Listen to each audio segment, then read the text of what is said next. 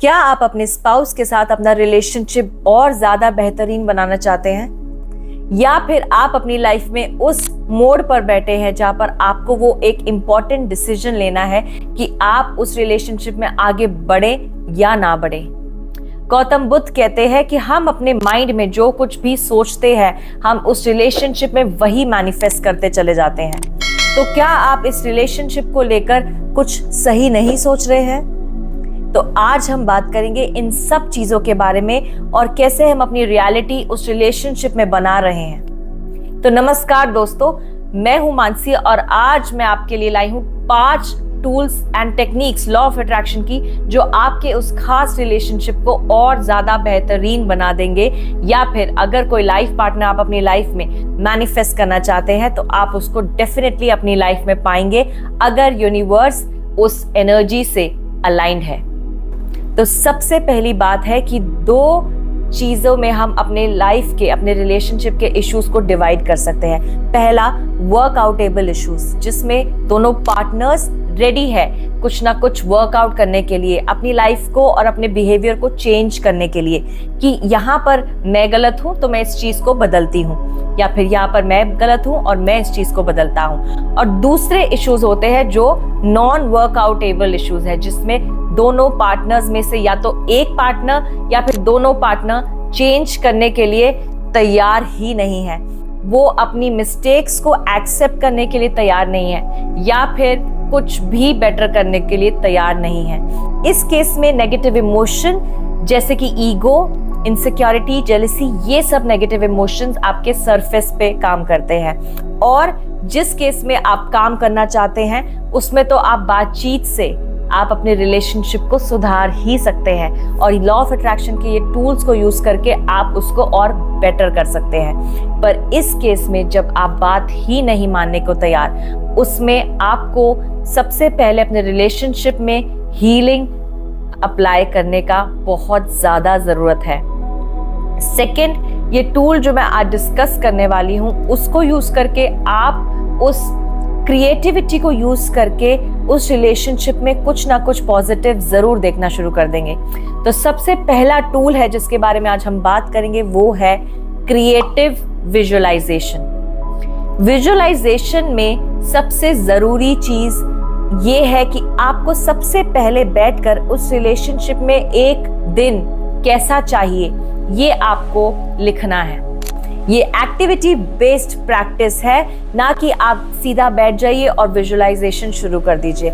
No, you have to first write what your expectations are from that relationship. You have to first write कि आप अपने दिन की शुरुआत कैसा करना चाहते हैं, आप इस दिन में उस पर्सन से, उस स्पेसिफिक पर्सन से क्या बातचीत करना चाहते हैं, कैसे चाहते हैं कि वो आपको अंडरस्टैंड करे, और क्या आप उस रिलेशनशिप में फ्रूटफुल फीलिंग्स को डेवलप करना चाहते हैं, क्या फील करना चाहते हैं। So write everything, every small thing in one day that you want your relationship to see, your partner to make you feel.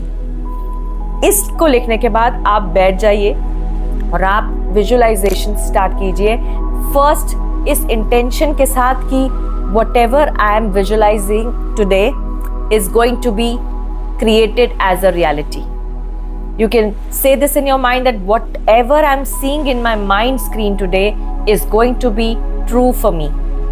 And then just close your eyes and start your visualization. अब visualization में कई लोग उसको बहुत clearly देख पाते हैं और कई लोग उस सीन को, उस ऑब्जेक्ट को, उस पर्सन को क्लियरली नहीं देख पाते, वो रैंडम इमेजेस ही देख पाते हैं। तो मैं अपने सेशंस में बहुत स्टूडेंट्स को हेल्प भी करती हूँ कि एग्जैक्ट कैसे आपको वो मूवी देखनी है माइंड में, और कैसे आप विजुअलाइजेशन की प्रैक्टिस को इतना ज़्यादा स्किलफुली डेवलप कर ले कि आप उसमें बहुत प्रो बन जाए। अभी at this point in time I want you to just see images first. पहले आप देखिए उस पर्सन का फेस, फिर देखिए बैकग्राउंड, आप कहाँ पर है। आप अपने घर पे है तो अपने घर के वॉल्स को देखिए, और अगर आप बाहर है तो उस रेस्टोरेंट की इमेजेस देखिए, कहीं और बाहर है तो उस सिनेरियो के कलर्स को देखिए, क्या कलर्स दिख रहे हैं आपको। फिर आपको कलर्स को इंक्लूड करना है, मतलब आप कैसे उसके क्लोथ्स को देखिए, अपने क्लोथ्स को देखिए, सिनेरियो डेवलप कीजिए अपने माइंड में कि वो सीन कैसा होगा in reality.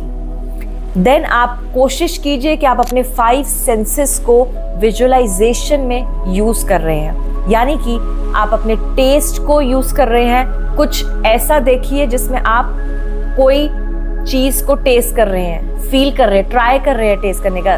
For example, you are sitting in a restaurant and you are having some favourite dish.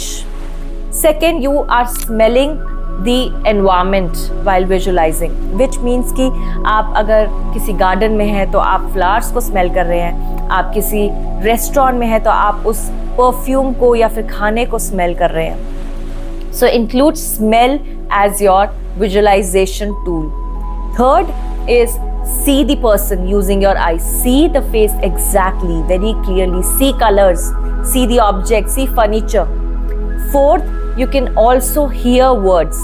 आप सुनिए कि आप क्या सुन रहे हैं, what is the person saying, right? वो हंस रहा है, that person is laughing, saying, singing. आप उस words को सुनने की कोशिश कीजिए। And number 5, just feel.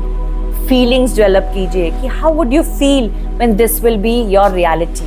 आप कैसा फील करेंगे जब ये आपकी रियलिटी में कन्वर्ट हो जाएगा। तो विजुअलाइजेशन करके आप अपनी लाइफ में वो एक सीन हर रोज अगर हो सके तो, वरना ऑल्टरनेट डे तो जरूर कीजिए, जरूर देखिए अपने माइंड की आईज से।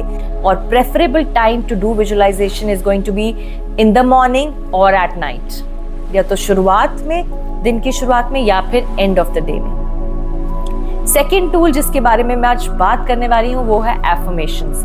एफर्मेशंस बहुत सिंपली हम यूज कर सकते हैं, बट इसमें भी आपको वो लेवल ऑफ वाइब्रेशंस को रेज करना है। ये सिर्फ वो एफर्मेशन बोलनी नहीं है, आपको वो वाइब्रेशंस फील करनी है अपने अंदर। फॉर एग्जाम्पल, अगर आप अपनी मैरिज में या फिर उस स्पेसिफिक पार्टनर के साथ वो रिलेशनशिप मैनिफेस्ट करना चाहते हैं तो आप इसको हर पल बोल सकते हैं कि wow, my relationship is increasing. Now why I am saying wow, because this wow word will improve your feelings, will develop that kind of a vibration inside you जो आपको पॉजिटिव फील कराएगा। अगर आपके एनवायरनमेंट में कुछ भी positive नहीं हो रहा है और तब भी आप वाओ बोल रहे हैं, तो वो एक पल के लिए आपको उस प्रिटेंशन में लेके जाएगा कि नो, दिस इज हैपनिंग। अगर आप वाओ या फिर एक पॉजिटिव ऐसा वर्ड नहीं यूज कर रहे हैं तो आपको वो फील करने में मुश्किल रहेगा। When you will say कि my relationship is so nice and you're not saying wow, तो हो सकता है आप वो फील ना कर पाए। So the idea is to develop that feeling inside you that yes, this is true, not just randomly saying कि wow, my relationship is good. No, you have to feel the emotion behind this sentence. ऐसे बहुत सारे affirmations होते हैं, कुछ भी आप affirmation अपने लिए बनाइए जिससे आप उस रिलेशनशिप को उसी रियलिटी में कन्वर्ट होता हुआ देखेंगे। थर्ड टूल जो मैं आपसे आज बात करूंगी वो भी बहुत सिंपल टूल है, जो कि है ग्रैटिट्यूड। अगर हम उस रिलेशनशिप में हैं और हम अच्छे से नहीं रह पा रहे हैं तो सबसे पहले उस रिलेशनशिप के लिए आप ग्रैटिट्यूड मोड में जाइए। आप ये फील करिए कि कोई बात नहीं, I still have this person in my life और I am going to be, happy with this person. I'm thankful that this person is there with me. Right? So it doesn't matter कि अभी relationship एक tough phase से गुजर रहा है, but at least start feeling that gratitude for that person to be there in your life. What will this do to you? Will be ये आपके उन feelings को जगाएगा जो आपको और gratitude वाले situations दिलाएगा।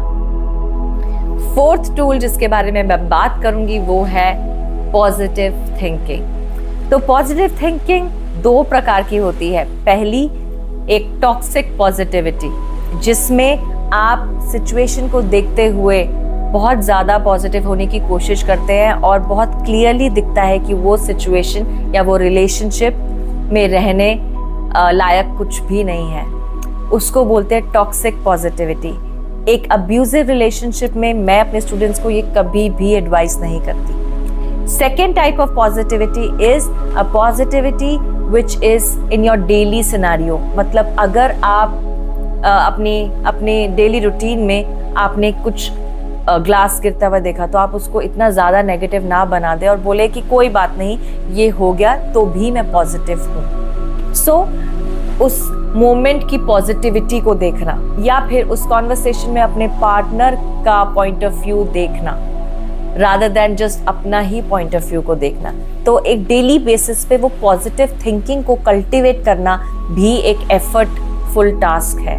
ये टास्क हम इजीली नहीं पाते हैं, ये कॉन्शियसली ही डेवलप करना पड़ता है। और लास्ट जो मैं आपसे बात करूंगी लास्ट टूल के बारे में, वो है let go of your negativity.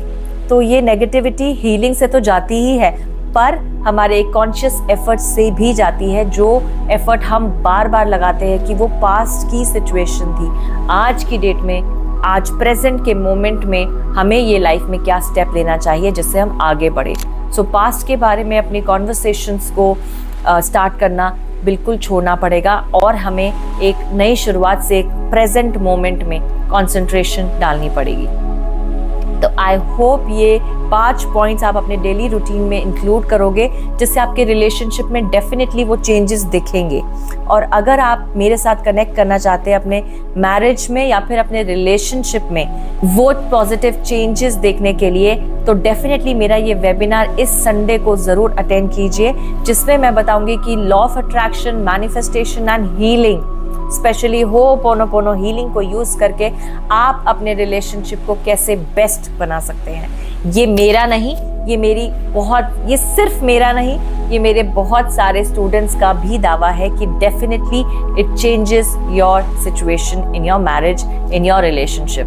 तो आशा करती हूँ इस प्रकार का कंटेंट आपको पसंद आया होगा और मेरे चैनल को ज़रूर सब्सक्राइब कीजिए अगर आपको अपनी लाइफ को इम्प्रूव करने की चाहत हर रोज़ आती है।